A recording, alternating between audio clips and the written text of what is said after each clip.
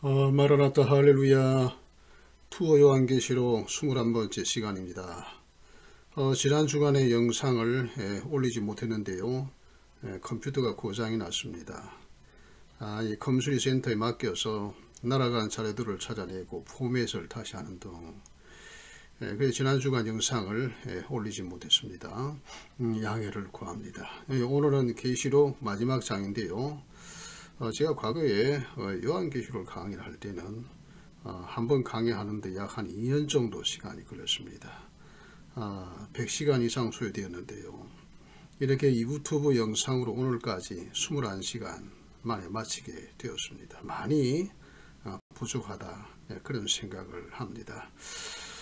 그래서 앞으로 몇 가지 중요한 주제로 여러분을 다시 찾을까 합니다. 오늘의 주제는 22장 생명강 생명나라 오소서 주 예수여 이러한 그 제목으로 계시록을 이행합니다. 계시록 첫 시간에는 그 에덴 동산은 하나님 나라 시작의 계시이다. 그리고 그 새하늘 새 땅 새 예루살렘은 하나님 나라 완성의 계시다. 그렇게 제가 말씀드린 바 있는데요. 이미 완성의 계시 21장 이어 오늘 블로그 시간입니다. 22장까지 왔습니다. 자, 말씀드린 대로 22장 생명강 생명나라 오소서 주 예수여 이제 살펴봅니다. 자, 생명강 우리가 지난 시간에는 그 새 예루살렘 성, 그 성의 크기 또 성의 어떤 모습으로 이런 말씀을 나누는데 그 성 안에 생명강 살펴봅니다. 생명강은 수정같이 맑다 이렇게 되어 있습니다. 수정같이 맑다. 그러면 여러분 상상에 떠오를 겁니다. 그 맑은 물. 참 계시록 4장에 6장에 보면 수정의 바다가 보좌에서 나온다 이런 말씀도 있습니다. 수정의 바다. 여러분 그 맑은 물을 하면은 생각나는 것이 있겠습니다만은 제가 그 영상에 어느 정도에 보니까 바이칼호를 본 적이 있는데요. 굉장히 참 물이 맑습니다. 그리고 이제 시험적으로 어떤 그 하얀 물체를 달아 가지고 물 속에다 집어넣어요. 그게 얼마만큼 맑은 물인지를 살피는데요. 20m까지 내려가도 그 물체가 보일 만큼 깨끗하더군요. 그리고 바이칼호를 관리를 잘 한다고 그런 얘기를 들었습니다. 이 물이라고 하는 것은 생명의 원천 아닙니까? 자, 근데 이 보좌부터 흘러나오는 그러한 그 수정같이 맑은 물이 생명강이라고, 생명강. 생명강이다 하는 겁니다. 수정같이 맑은 생명강. 얼마나 아름답습니까? 그 물은 생명수이다. 생명수이다. 요한복음 그 7장 38절에 보면 나를 믿는 자는 성경 이름과 같이 그 배에서 생수의 강이 흘러나오리라. 이건 이제 믿는 자의 받을 성령을 가리켜서 이제 그렇게 말하는 것인데요. 그리고 계시록 21장 6절 또 이렇게 되어 있습니다. 내가 생명수 샘물로 목마른 자에게 값없이 주리니. 그 생명수 샘물이 바로 생명강수입니다. 자, 그래서 요한복음과 생각해 보면 우리가 성령을 받으면 어떻게 됩니까? 사람이 거듭나게 되지요. 새 사람이 되지요. 그래서 또 능력을 받게 되고 놀라운 그런 참 성령 역사지. 그것을 생명수로 이렇게 이제 이야기를 하는 겁니다. 그리고 우리가 하나님 나라에 들어가서 이 생명수를 맞을 때 그게 얼마나 참 좋을지 그런 것을 우리가 생각을 할 수가 있습니다. 자, 그 다음에요. 생수의 근원. 생수의 근원은 하나님과 및 어린 양의 보좌. 계시록 4장 6절에 나옵니다. 그 보좌에서 생수의 강이 흘러내려오는 것으로 되어 있습니다. 자, 이 천년기에는 성전 문 지방에서 물이 흘러나온다. 이제 이렇게 되어 있는데, 이제 그 새 예루살렘 성에서는 하나님과 및 어린 양의 보좌에서 이 생수의 강이 흘러나오는 것으로 그렇게 되어 있습니다. 예, 자, 그 다음에 강은 길 가운데로 흐르고요. 그 다음에 강 좌우에 생명나무가 있고, 그 다음에 달마다 12가지 실과를 맺는다. 뭐 이렇게 되어 있습니다. 자, 강이 흐르고 강 좌우에 길이 나 있고, 그 다음에 그 길에 과실나무가 있는데 달마다 12실과를 맺는다라고 하는 겁니다. 자, 이런 것을 우리가 생각하면서 우리가 그 새롭다고 하는 새, 지난번에 제가 말씀을 드렸지요. 예, 그 새롭다고 하는 그 새라고 하는 것은 네오스라고 하는 것이 있고 카이노스라고 하는 것이 있는데, 네오스라고 하는 것은 시간적인 어떤 것이 있습니다. 뭐 방금 나왔다, 뭐 최신식이다 할 때에 그 네오스를 사용하는 것인데요. 이 카이노스는 어떤 그 시간적인 개념이 없습니다. 항상 새로운 거예요. 그러니까 질적으로 다른 겁니다. 그래서 수정같이 맑은 물, 이게 새로운 물입니다. 질이 다른 것이고요. 나무도 그러하고 열매가 그렇습니다. 자, 그래서 우리가 참 그 영광의 나라에서 이 생명수를 마시며 생명과를 먹는다라고 하는 게 얼마나 참 놀라웠고 아름답고 참 기쁨의 세계인가, 그런 것을 우리가 알 수가 있지요. 예, 그 다음에 그 잎사귀 그들은 민족을 치유하기 위함이다 이렇게 되어 있는데요. 이 치유라고 하는 말은 테라피라고 하는 원어인데, 이 말은 그 건강하게 하다라는 뜻인데요. 하나님의 백성을 생명의 기쁨으로 충만케 할 것임을 시사하는 그런 겁니다. 그러니까 무슨 뭐 병이 있어 치유한다 뭐 이런 것이 아닙니다. 그 나라에 무슨 병이 있겠습니까? 병이 없지요. 자, 근데 여기서 치유라고 하는 것은 건강히 하다. 그러니까 이 물을 마실 때에 그 생명의 그 기쁨으로 그 충만케 되는 그런 것이죠. 자, 그렇게 일하면 되겠습니다. 자, 생명강이 이러한 능력이 있습니다. 그 다음 생명나라, 생명나라 한번 살펴보세요. 생명이라고 하는 그 단어가 이게 찾아보니까요, 성경 전체에 생명이라는 단어가 331구절이에요. 331구절이나 나옵니다. 예. 자, 그래서 생명의 나라. 생명의 나라는 어떤 나라입니까? 저주가 없습니다. 저주가 없어요. 이 천년기 천년왕국에는 저주가 있습니다. 왜 저주가 있느냐고 하면 거기는 죽는 자도 있기 때문에 그렇습니다. 예, 그리고 사람의 수완이 나무의 수완과 같다, 이제 그런 말씀이 있고요.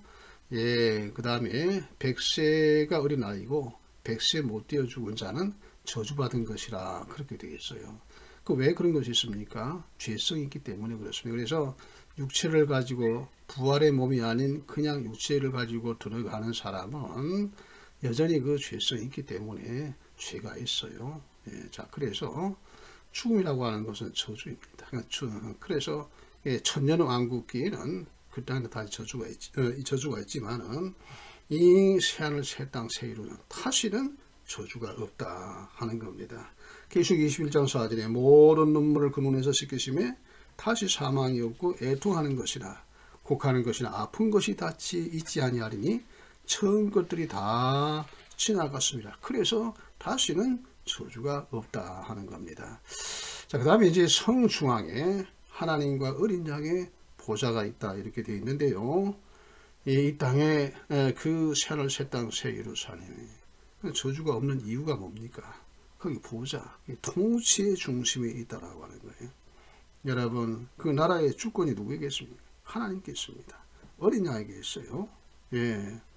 자, 그래서 저주가 없는 겁니다. 우리가 지금도 말이죠. 이 하나님 나라의 시민된 자는, 하나님의 자녀 되는 자는 모든 주권을 주님께 내어드려야 되는 겁니다. 그게 뭡니까? 우리가 하나님의 말씀대로 사는 것이요. 주님의 뜻대로 사는 것이 주권을 주님께 내어드리는 겁니다. 그렇게 될 때 우리가 이 땅에서도 하나님 나라 백성으로 자녀로서 통치를 받습니다. 다스림을 받습니다. 복된 삶을 누리죠. 예, 그런데 하여간 이러한 그 참 영원한 세계에서는 주 하나님이 직접 통치하시는 그러한 하나님 어린 양 보좌가 성중앙에 있다. 예, 그래서 그 땅에는 저주가 없다라고 하는 것입니다. 예, 그 다음에 세 번째는 그의 종들이 그를 섬기고 그분의 얼굴을 볼 것이다. 자, 우리가 하나님과 우리가 어떤 관계입니까? 우리가 자녀의 신분입니다. 그러나 나라라고 할 때는 우리가 백성의 신분이 되는 것이죠.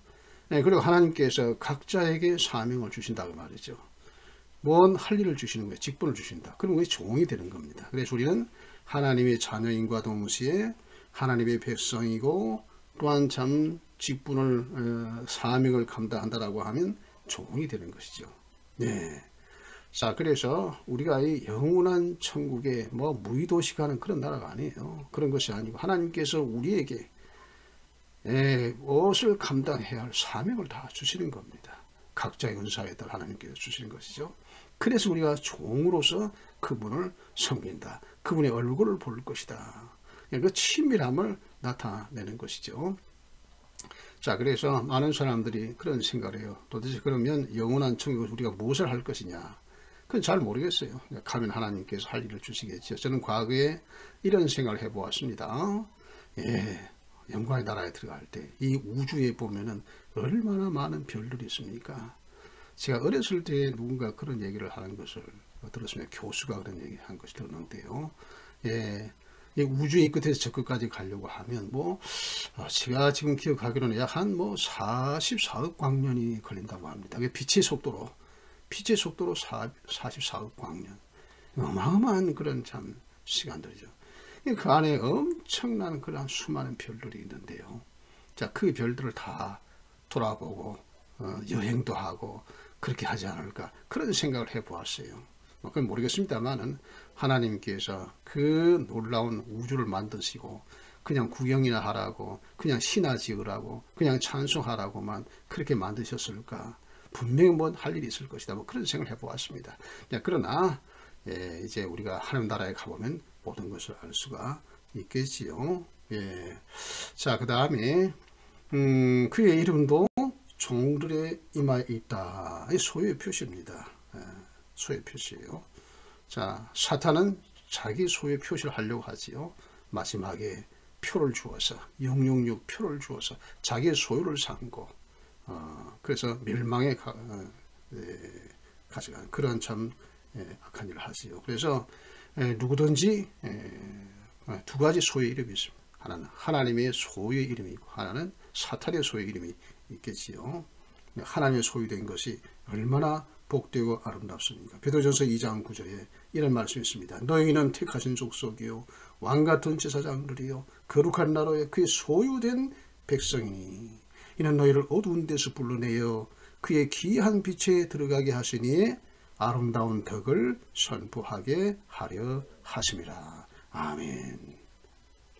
자, 그 다음에 하나님의 영광이 그 성에 비치고요. 다시 밤이었고 등불로 햇빛도 쓸데없습니다. 그렇지요.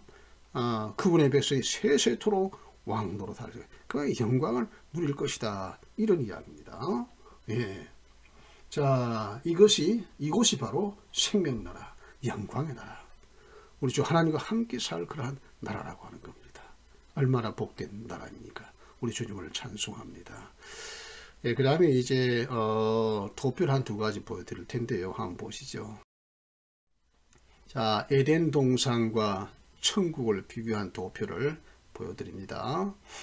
에덴 동산은 아름다운 동산이죠. 근데 하나님의 나라의 시작의 계시라고 했습니다. 하나님의 나라의 시작 에덴 동산. 그 다음에 오른쪽에는 영생 천국, 하나님 나라 완성, 완성의 계시라고 제가 말씀드렸죠. 그래서 왼쪽은 에덴 동산, 오른쪽은 새하늘 새 땅.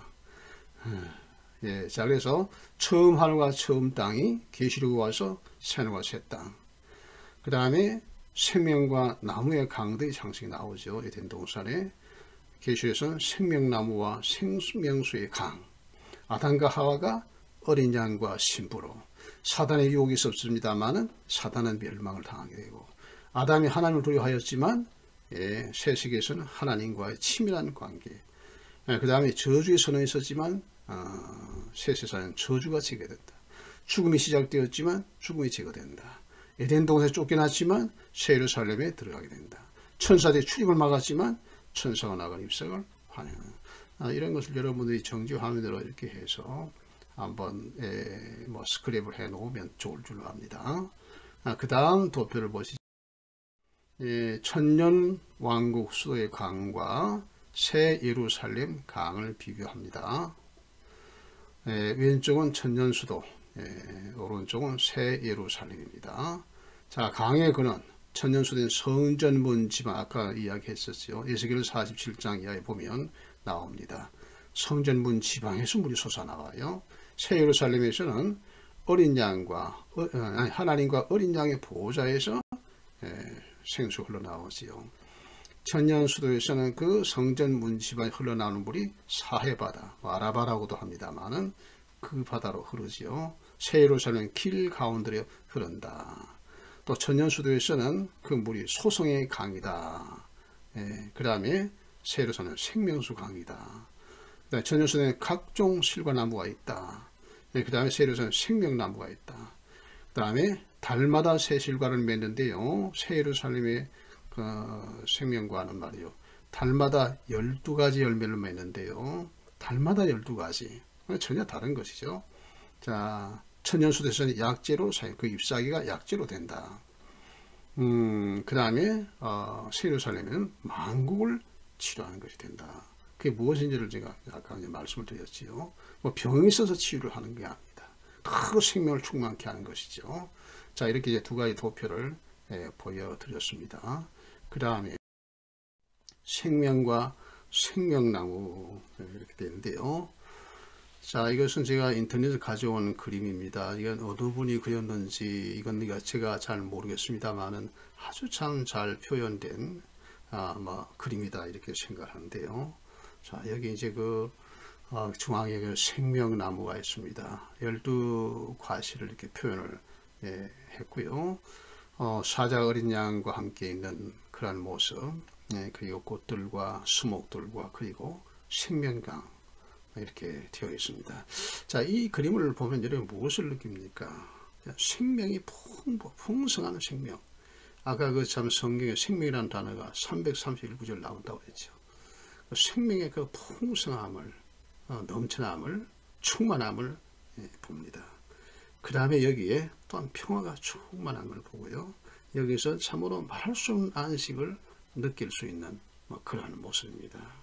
사람이 상상을 그린 것입니다만은 얼마나 참 아름다운 그런 모습입니까? 우리가 실제로 경험하게 될 그 하나님의 나라, 새하늘 새 땅 새 예루살렘 성, 얼마나 아름다운 것이에요.